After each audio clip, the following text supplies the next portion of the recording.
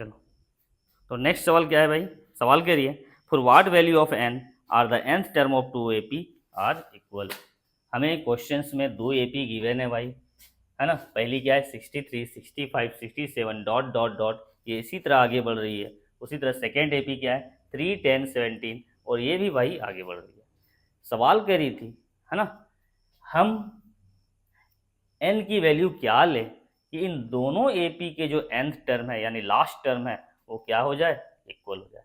कहने का मतलब हम इन दोनों एपी को कितने टाइम्स आगे बढ़ाएं कि भाई इसके जो लास्ट टर्म है वो इक्वल हो जाए, है ना। यानी हमें मांगी क्या गई भाई, एन की वैल्यू। लेकिन एक चीजें तो दी गई है ना, एक क्लू तो हमें दी गई है कि भाई दोनों के जो nth टर्म है यानी लास्ट टर्म जो दोनों एपी के हैं वो इक्वल है। यानी इसके लास्ट टर्म यानी ए एन, है ना, फर्स्ट एपी के ए एन इक्वल है क्या, सेकेंड एपी के ए एन के इक्वल है भाई। दोनों के nth टर्म इक्वल है। तो ए एन इक्वल टू क्या होती है भाई, आप हो गए a plus n minus one into d. तो इस वाले एपी के लिए भी ए एन क्या हो जाएगी भाई, a plus n minus one into d. अब आप देखो तो, है ना, हम फर्स्ट एपी को लेते हैं। तो फर्स्ट एपी के लिए जो ए है वो क्या है, ए का मतलब फर्स्ट टर्म वो कितनी है 63, तो हम यहाँ लिख सकते हैं 63 प्लस एन, तो हमें पता ही नहीं है, तो एन माइनस वन ही रहने दो आप, इंटू डी। डी की वैल्यू यहाँ क्या है, कितने की गैप है भाई, 2 की, तो डी की वैल्यू क्या हो गई, 2 हो गई, है ना। हम क्या करते हैं, डी की वैल्यू निकालने के लिए नेक्स्ट टर्म में प्रीवियस टर्म को घटाते हैं भाई, है ना। तो 63 प्लस ये क्या हो जाएगी 2n माइनस 2, तो 63 सॉरी 63 माइनस 2 कितनी हो जाएगी भाई 61, अब प्लस क्या 2n इक्वल टू, है ना। हम इधर भी सॉल्व कर लेते हैं।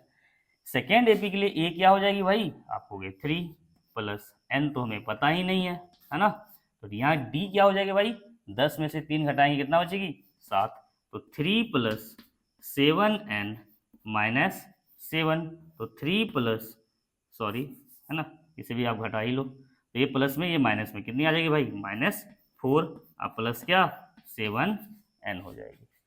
अब हम क्या करेंगे, दोनों को सॉल्व करने वाले हैं। तो ये माइनस में इधर आएगी क्या प्लस में, तो 61 प्लस क्या हो जाएगी 4 इक्वल टू, इधर 7n पड़ी हुई है ना, ये 2n राइट हैंड साइड की ओर जाएगी और क्या हो जाएगी माइनस में चली जाएगी।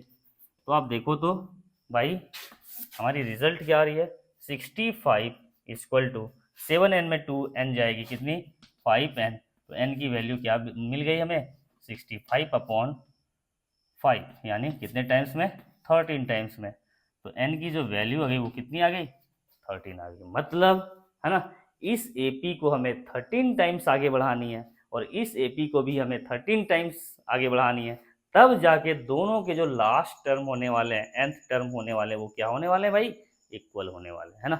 तो ये थी हमारी आज की सवाल। आई होप आपको ये अच्छी तरह समझ में आई होगी। अगर आपको हमारे कंटेंट हमारे लॉजिक पसंद आते हैं, है ना, तो हमें प्लीज़ फॉलो करें।